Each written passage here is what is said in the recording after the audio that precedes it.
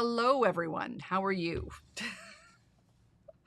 It is August 5th, and I just got back yesterday from Festival of Quilts.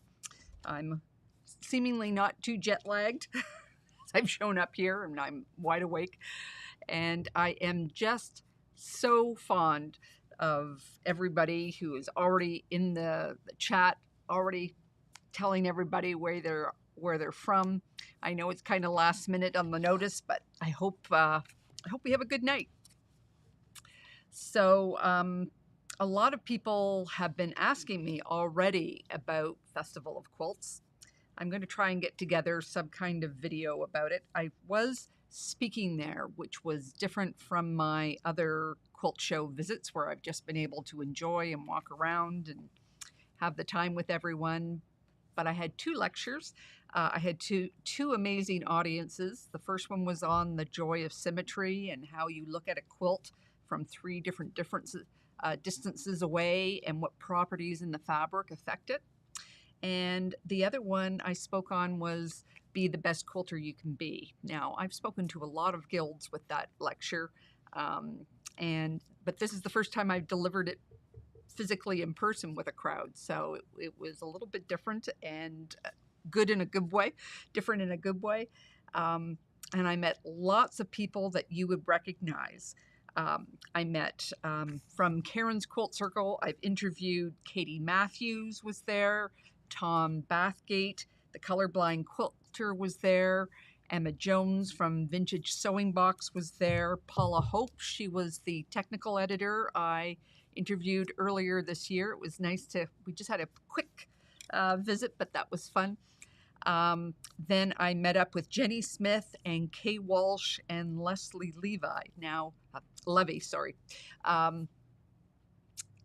Kay and Jenny have written the book Menopausal Makes, and I met up with them, and Leslie was also there. She's the executive director from the National Quilt Museum. So I've interviewed all three on the podcast, and we went out to Wales to visit the Welsh Quilt Centre, which is a passion project of Jen Jones. If you have the book on Welsh quilts, she wrote it. And it was just absolutely fantastic. I can't wait to share pictures from that with you. It was just so beautiful. It's definitely worth the drive. Who else was there?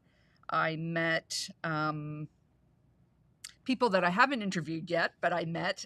You might know Scrap Fabric Love and Kate Jackson of the Last Homey House on the Hill, and the Idiot Quilter. He's from just down the street from me, so I'm going to have to get to know him a bit better. Judith was there from our Iceland cruise, and we had a wonderful catch-up. It was just delightful to see Judith again. And Heather from our quilt crew was there, and I was so excited we got to meet up. So thank you, everyone who I saw there. I've got a couple new leads on a couple more podcasts, and the quilts were amazing.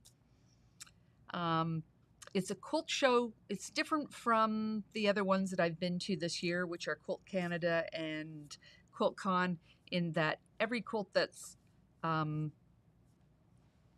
is submitted gets to be displayed. And they're not hung on poles. They're actually put against a wall. And they curated it beautifully. There were lots of wonderful exhibitions by fiber artists and quilters. And some of the quilts, it's funny, I've seen them before. Some of them were at QuiltCon and I recognize them.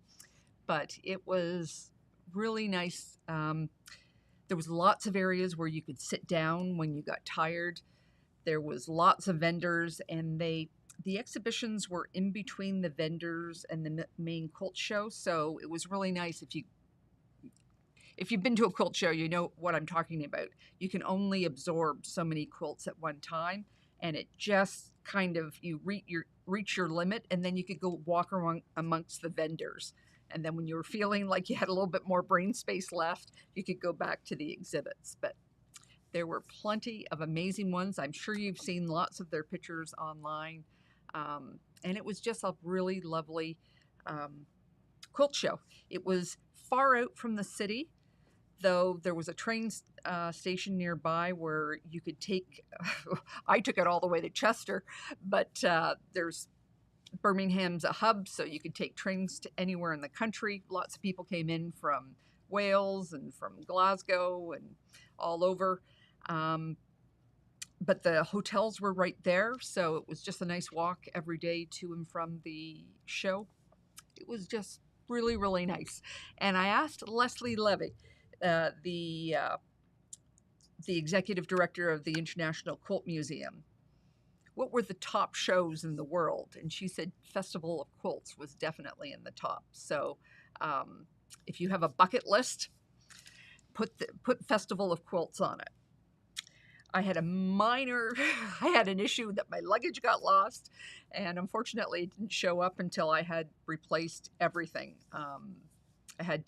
I couldn't take the chance that my chargers wouldn't show up and I couldn't do my presentation, so those were all bought. I had to replace medicine, went to charity shops and bought clothes, but all first world problems, as I say. Nothing that I couldn't recover from, so it just kept me off my game for a couple of days. So we've got a couple of questions already. So a person has donated a picture of just some orphan blocks. She's done them. She would like to do a random scattered look, but I'm not sure which block to do it with. Would like a lot of negative space, borders, whatever. Well, I have a suggestion, but I'm going to just show it to you here. Let's make sure that these are all off. I've got all these pictures when I unveil it here. So here. So this is one way that you can do it.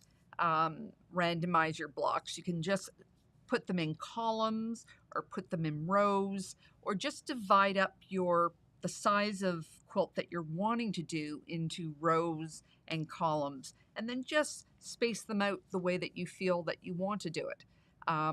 This one, I have them all sort of close together, but you could have them more scattered. You could have some in one corner and one in the opposite corner. It's truly your way. So why don't you just lay them out, or just grab a pencil and pen and just sort of sketch it out the way that you might like it. There's lots of different ways. You could even try them on point. And it's just an exercise in math and figuring out what sizes you need to do.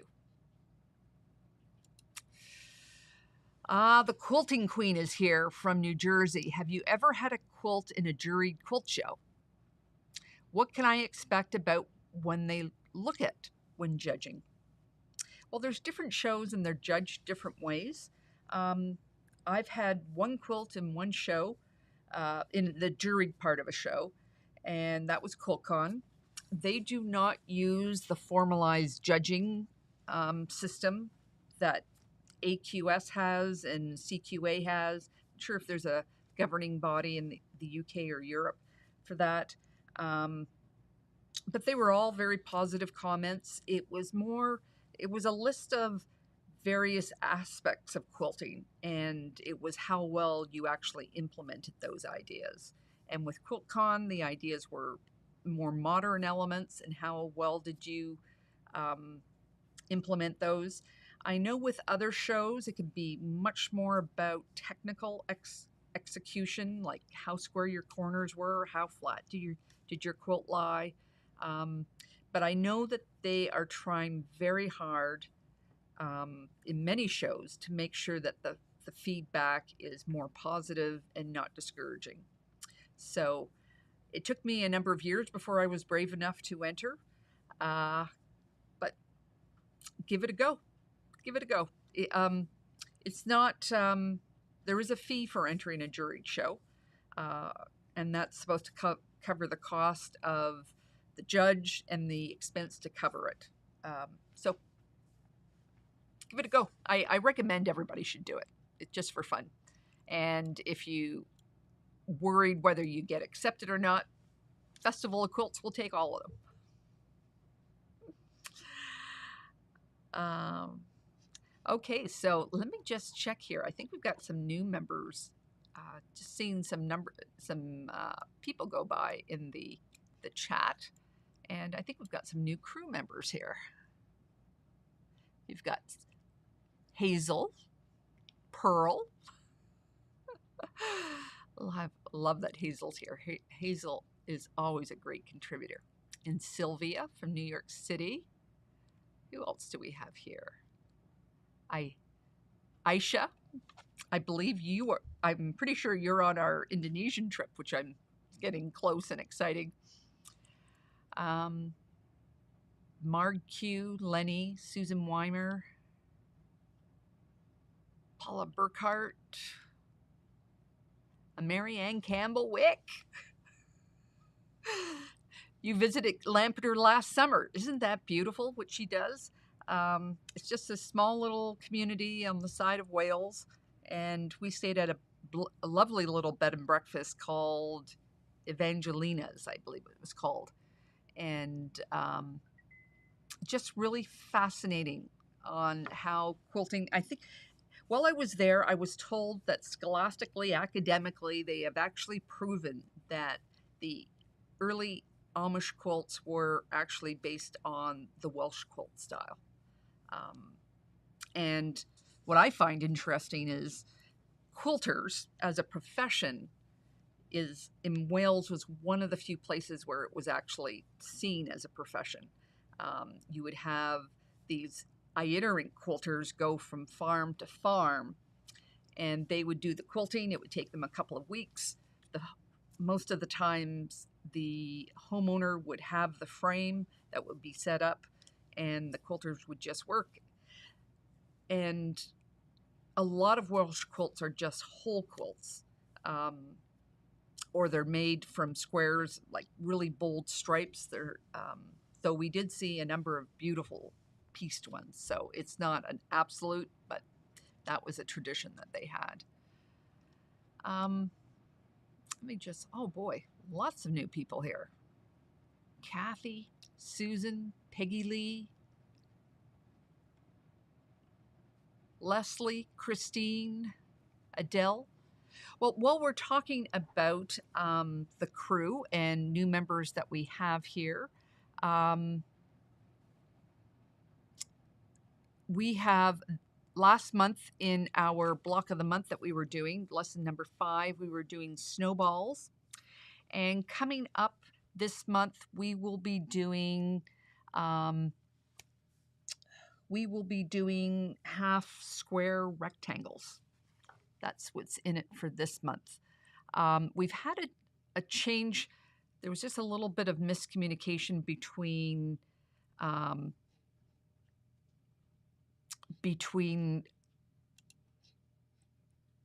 Gina and myself. I'm just trying to find where I put the little thing. So this month, where did it go? This is me always trying to do too many things at one time here. So our Stitch and Chat this month is Saturday, August 23rd at 2 p.m. and our class will be 2 hours ahead of that. I think in the newsletter it said it was going to be Sunday the 10th. Unfortunately, I'm not here on the 10th, and the following Sunday is my 40th anniversary, so I'm going to be doing something with my husband, so we're going to do it on August 23rd in the afternoon. So if you could change your calendars, that would be lovely.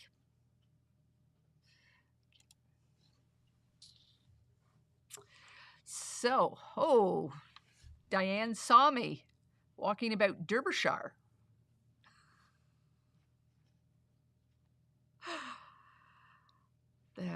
We stayed in, was it in Shrewsbury that you saw me? Or Chester, I forget, I'm not quite sure where Derbyshire is. But I met Jen Smith, K. Walsh in Chester. I had to take the train from the airport up there, and then we drove over, and then on the way back we stayed in Shrewsbury before we headed to Birmingham. Ah, Mary, you just became a member. Good for you. and Christy Cooper from Missouri. Okay, so one of the funny questions I was asked when I was at Festival of Quilts, and everybody seemed to want to know, was what color of lipstick do I wear? And the one that I wear normally is just a Revlon, and it's number 596. If anybody else wants to know, that was one of the funny things that came up. Have you? Margot Little has asked, have you heard if there are any rulers for cutting that are best for those with eyesight issues? I find myself having to bend down to see the markings. Margot, there's these little things that you can get to stick on. They're just like little magnifying glasses. I'm not quite sure what the name of them are. Hopefully somebody in the chat will know. But you just put them on the line that you're that you're wanting to line everything up for. So you would have 2 or 3, and then that one particular spot is magnified, so you can see whether you're close or not. But I've seen a couple of people have used them, and they swear by them. So just little magnifier stick-ons. I'm not sure what their name is because I've never used them. But hopefully somebody has the name of that. Melody 8204 has asked, what is my favorite color combination to work with? So this is the funny thing about color. If somebody asks you what your favorite color is, you may pull it out as like one particular color. But when people ask about color combinations, the results can be quite different. And quite honestly, many times that favorite color isn't in that color combination. So that's an interesting exercise for you to go through, is to try to pull together different color combinations that you enjoy. So the one behind me is one that I enjoy very much. But if you had to ask me what my favorite color was, I would say fuchsia. It's not just a step down from the brightest form of that bluey, that red violet. Like actually in those plants, the fuchsia plants, and how those colors work together, I just love. Just find that color just makes me happy. Sometimes we call it raspberry, but when it's held up against a pickle or a navy or those type of things, yeah, that makes me happy.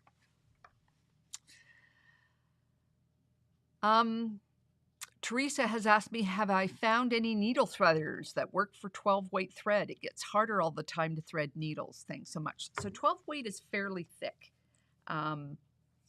So a lot of threaders will work with that weight. I'm always finding it difficult with the other size, like the 100 weight, because the eye of the needles that I use are so small. It's one of the reasons why I use Invisifil. It doesn't have that fibrous nature that cotton has, and cotton's not very strong when it gets down that low, so it's a little bit easier to thread the needle. But I don't actually need a needle threader for the 12 weight, but I think I'm just thinking of the ones that I do have that I never use. They would be perfect for it. So I think you should just check with your local quilting store, or go through a couple of ones and just let me see if I've got one of the thicker ones right here. Yeah, like this one right here should work. It's just a little bit bigger. Let me see. It's not actually even 4 small ones, and I'm sure that would work with a 12 weight. Just looking, saying, "Ooh, what do I have in here?" Have I ever used single fold binding? And what width did you use? I was told it was 1 3/8, and it seems tight.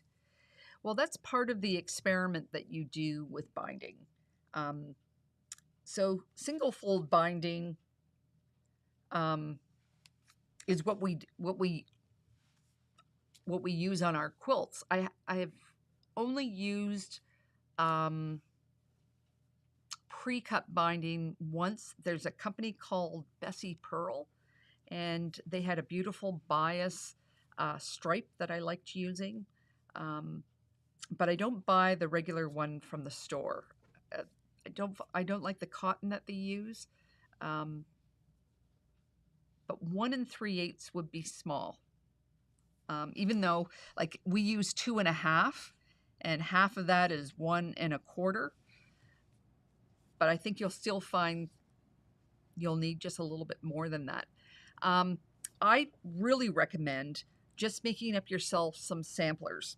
So just take some scrap fabric, some scrap batting, and a backing, and just practice with different widths and different distances from the edge, so you have a library of them to refer to. And write right down on the sample, what was the size of binding that you used, how far away the stitch was from the edge, and what was the resultant thickness, and whether you like it. Because I find your binding can be really a good part of the story if you want to add a really big, thick binding, and sometimes you just want to add just the lightest bit of color on the edge, just to make some of the colors in the quilt pop, but you don't want to draw too much attention to it. So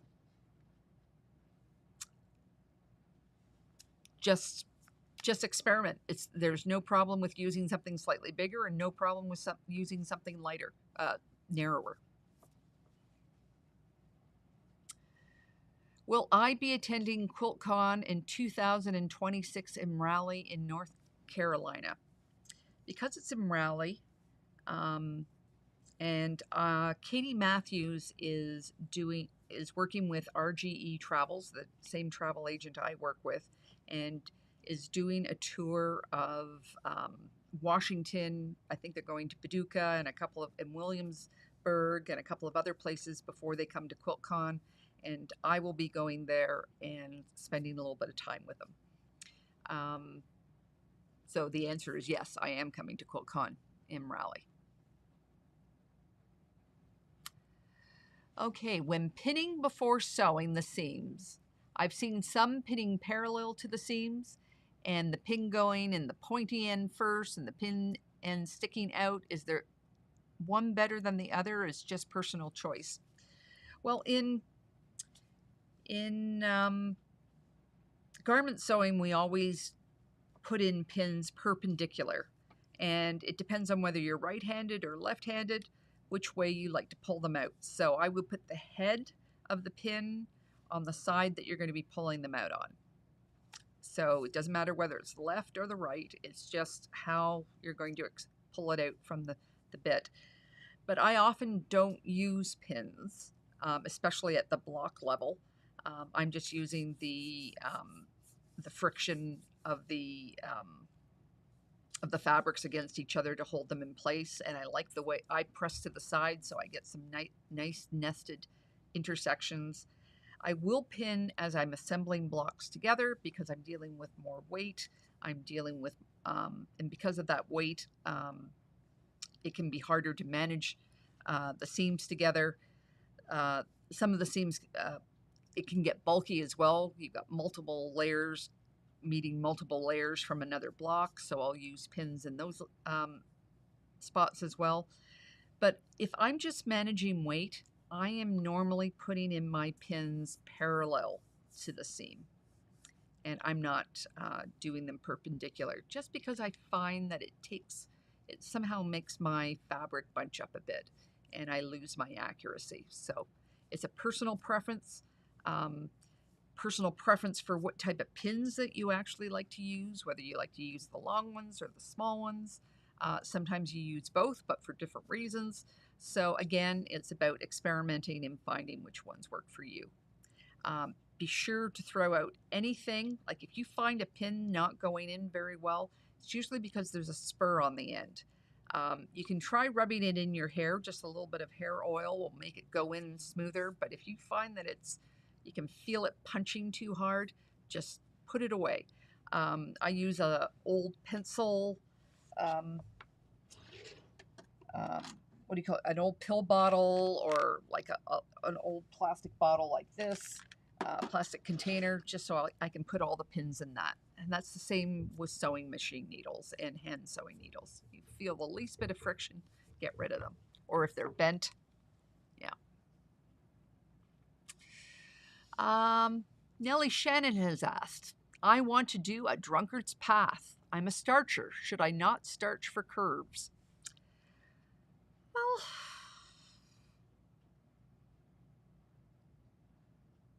it will, like, starch is trying to stop the stretch from happening. If you're a starcher, it's not necessarily that it's bad for it. Curves are a lot easier than you think. They are a little they're intimidating to begin with, and it takes a minute for your eye to figure out where you're actually sewing. It's not about lining up the corners, it's about making sure that your sewing lines line up. And because one is a concurve and one is convex, it can trick your brain a bit, but once you get going, curves are really quite easy. And I've never tried doing it with heavily starched fabrics. So you might make a couple of testers with your normal level of starch, and then maybe just a lighter set of starch, and just see how it works for you.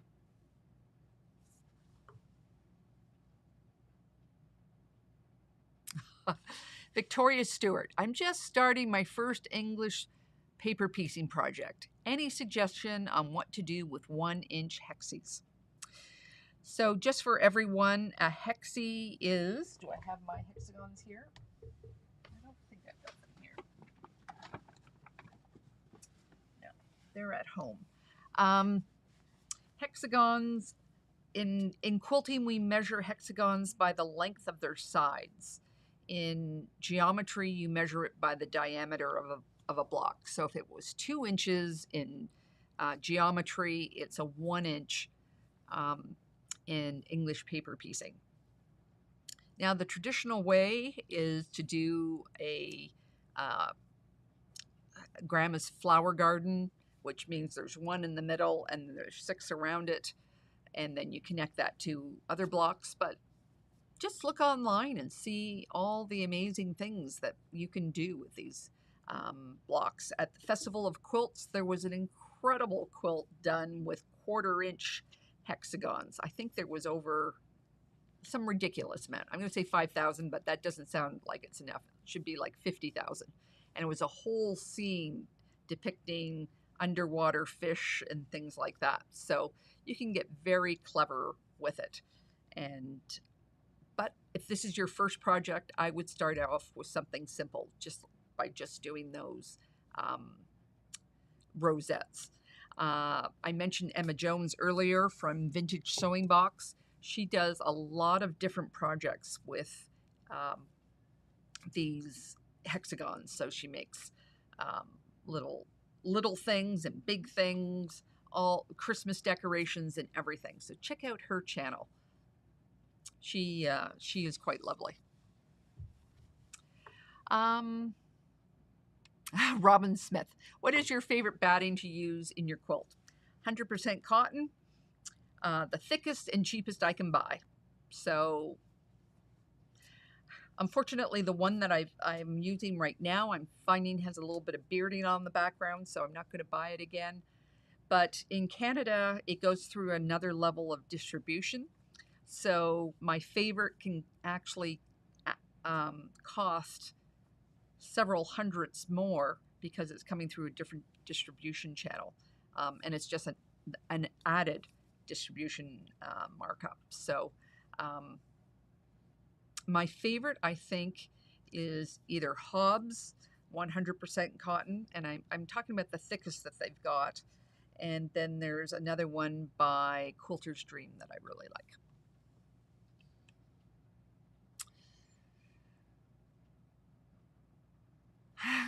I recently mentioned that Mando had surgery. Is he doing okay? Yes. He's glad I'm home. I'm glad he was there when I came home. and his leg is doing much better. Thank you.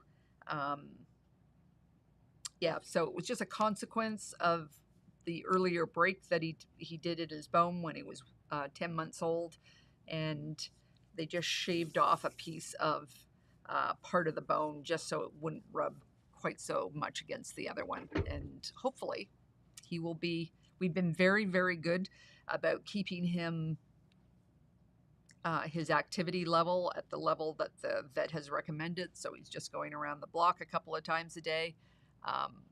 And hopefully he's going to be out of that in a couple of weeks.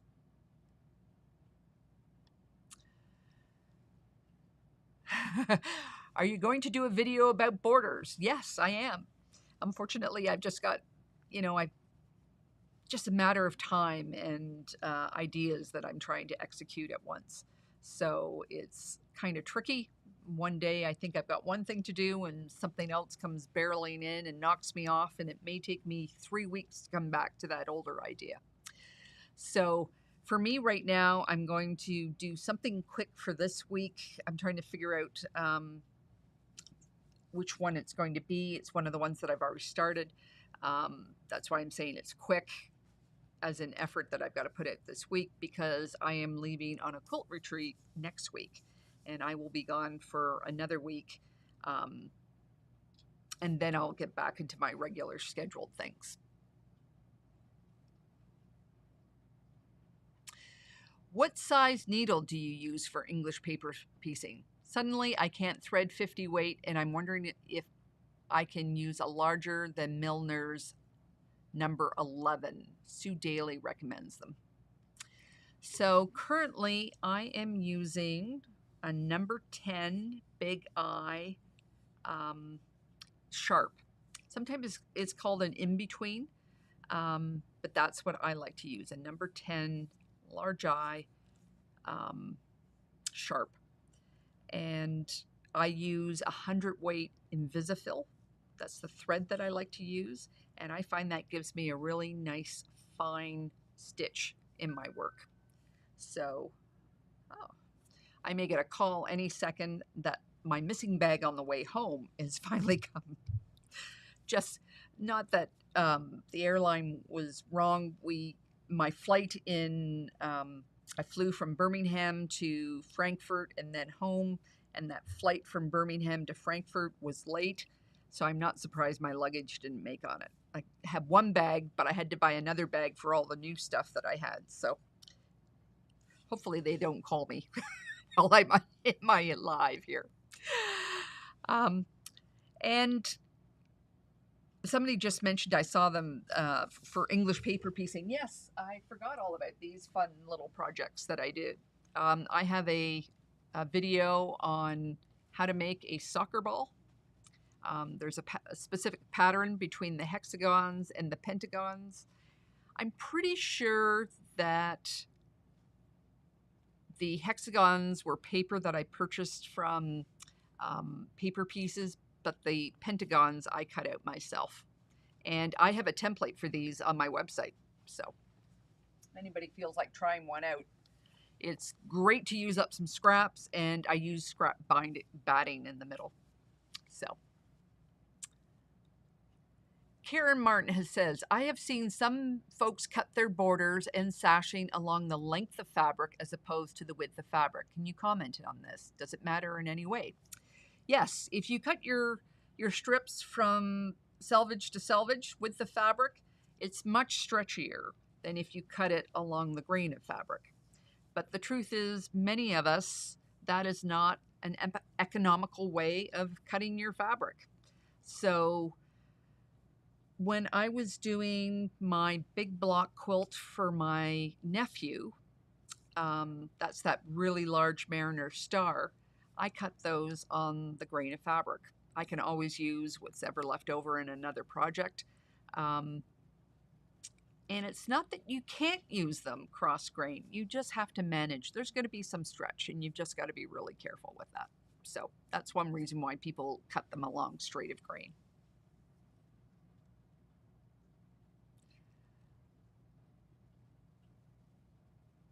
Okay, Kathy Viscovi has asked, my children request a California king quilt. How do I adapt a pattern to that size? And how do I calculate the amount of fabric I will need?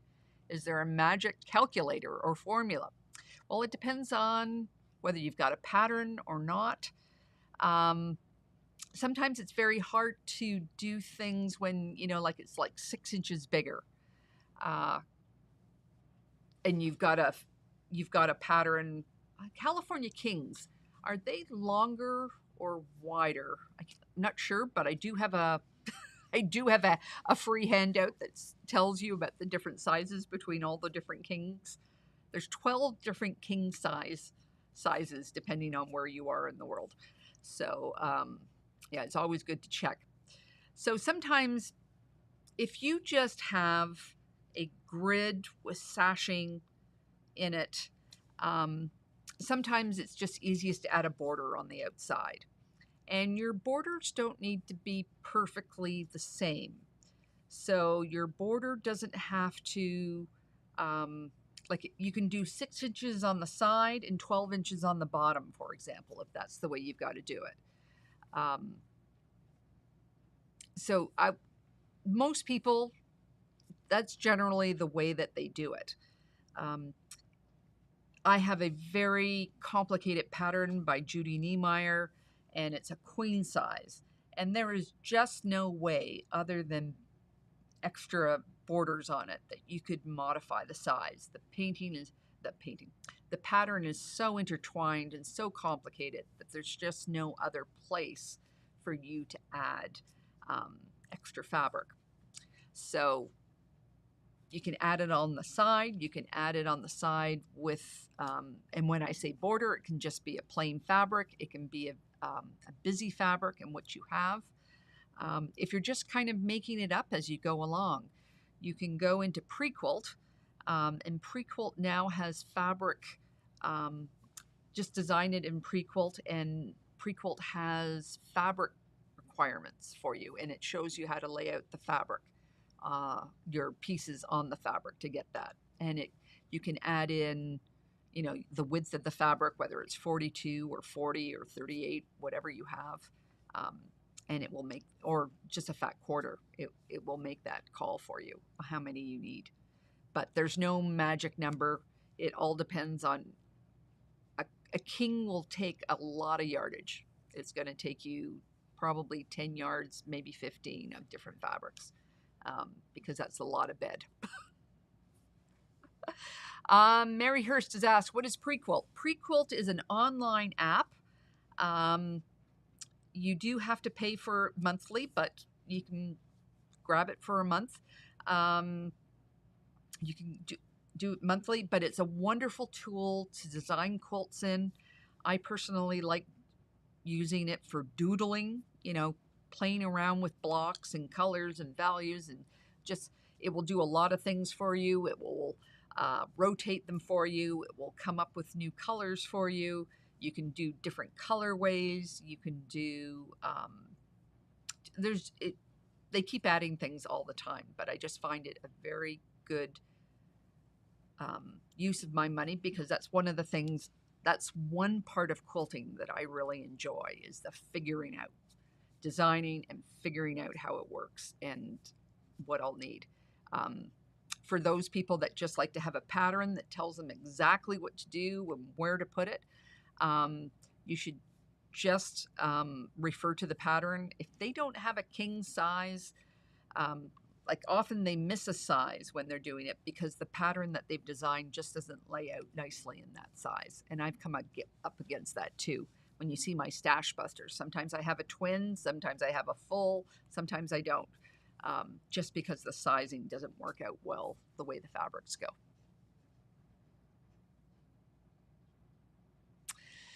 Catherine Hansen just got a whole box full of bias cut strips, 4 inches wide. Can I use them as a binding? Sure, why not? You can, even if they're all different, you can make scrappy binding, but that's a fun gift. Brandy Kavanaugh. I have made about 15 quilt tops and just cannot find the sojo to get them finished. Suggestion. Well, making a quilt sandwich is a very, very different skill than making a quilt top. So it's it requires like a space to work. I'm not sure if you've ever tried putting together a quilt sandwich against a wall as opposed to a tabletop, but that's what I used to do. I would tape up the backing on the wall, go outside and spray my batting with the fusible glue, both sides, and take it back and put that on the wall, and then take my my quilt top and put it on that. And I found that was a lot easier way for me.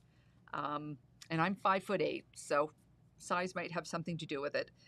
I just found it a much easier way to make things flat. And then the other part of it is you've got to pace yourself. It's going to take you time to do. That was probably the mistake that I made more than anything. I would sit down and think, okay, so I'm going to get this done in 2 hours. And to do it well takes longer. But I have a video on how to make a quilt sandwich. Number of different ways depending on what type of batting you're using. And I have a number of fast and easy quilt, free motion quilt designs. So some you need a walking foot for. If you don't have a walking foot, you should have one. But if that doesn't excite you in any way, there's a lot of people like you in the very same boat, but you may have a sewing center nearby with a long arm that you can rent. And that's what I did with many of my quilts. I would just rent them by rent it for the day and run through as many quilts as I possibly could. A king-size quilt and a queen quilt still will take some time, but those baby quilts and cuddle quilt sizes can go by really fast. So those are a couple of things. I understand it's expensive to pay for long armors, but they earn their living. They do a good job, and that's why they cost money. So unfortunately, that's the way it is.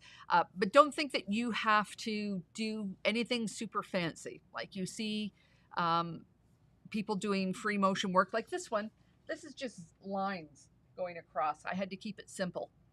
And this is just kind of dot-to-dot quilting, right? And you don't even have to do that. You don't even have to follow the blocks. You can just do, I call it a shattered glass pattern. Just take a diagonal and go across. But you will need a long arm if you're going to try and do, no, you will need a long arm. I apologize. You will need a walking foot if you're going to do any of that straight line quilting. Oh, I think we're at 45 minutes here, so let me answer this question here. I am working on a nursing home placemats. This is from Catherine Carnes, that are two-sided, holiday every day. I'd like a different color binding on each side. How would you go about that? I wouldn't. I think that is going to give you so much grief for the result that you're going to get from it. I would just use one that matches. You can even use, forget about the binding and just face it. But if you really want to do it, then you will need, what is it, 1 1/4? You will need 2 1 3/4 strips that you're going to have to sew together. No, that's not right. That would be 1 1/2 inch strips. But again, I would experiment. I think with a placemat, you're looking for something that is, that the binding isn't a big part of the design. It's just a thing on the side keeping them together. And quite frankly, you don't need to use the normal binding method. You could use a double fold bias tape and just go around the outside edge. Yeah. Before we go any farther, I just wanted to, before I left for Birmingham. I did this video. Many of you have come from garment sewing, and this is just some of the big differences that if you haven't discovered yet, you will discover. We think since we're experienced garment sewers, it should be easy for quilting, and there are some surprises there. This is my Stash Buster number 15, my lemonade quilt. I made a really big mistake a couple of years ago, and this was the pattern I came up with to use up all the fabric that I cut wrong. It's a Stash Buster. It needs 2 jelly rolls or 82 and a half inch strips from your stash. So it's a lot of fun, and it comes together quite quickly. Now up on the podcast is my interview with Edith Chouanier. She is the woman that designed the Amsterdam on the Canal applique quilt that I recently bought the pattern for. I met her at Quilt Canada. She is an amazing quilter, lots of energy, and she sells patterns that tell you how to quilt. It's not quilt as desired. She gives you the instructions as one way to quilt. And we're going to hear more from her in the future. And before that, I did an interview with Timna Tar, who is one of my people that I was super impressed with when I first started quilting. And one of her quilts was a collage of fabrics that represented the Mississippi River, one section anyways. And just love her quilts. Actually, the retreat I'm going to next week, she is one of the teachers for it. And that's why I'm going. And I've already said we're having Karen's Quilt Crew. This is a free block of the month thing that just comes with your membership. And next month, we just tackled snowballs. We've gone through squares and rectangles. We've gone through HSTs. We've gone through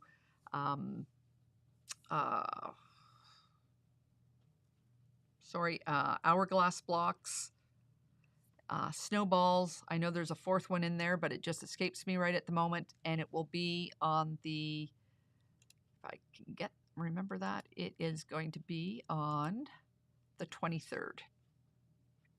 Okay. I have time for just a couple more questions.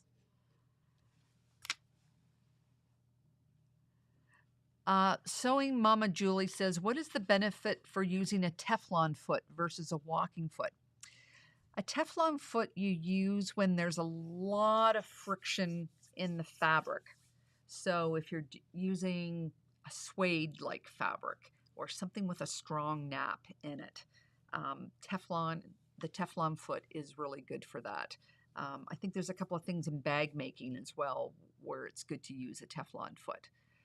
A walking foot is, there's a couple of different moving parts to it, but there's 3 levels of your fabric and they're moving at different rates, and it just helps you flow over the top fabric so that you don't get a bulge forming as you go across. It's very effective, and there's usually one available for most sewing machines.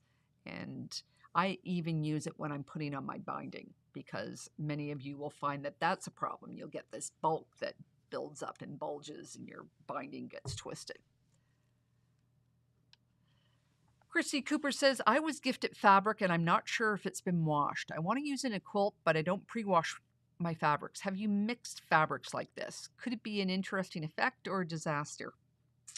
Well, your fabric will shrink as you're making things, as you apply steam and starch and just getting exposed to, humid weather and things like that. So there's some shrinkage while you're making that happens to even the non-pre-wash fabrics. How you can tell is usually in the edges.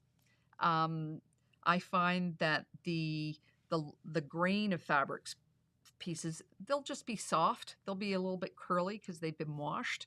You may find that there's little knots of threads as they've been pulled off. But that's normally the way that I can see. And you can often see at the side with the selvages, because selvages shrink differently than the rest of the fabric. So you may find them a little bit tight and your fabric is bulging from them.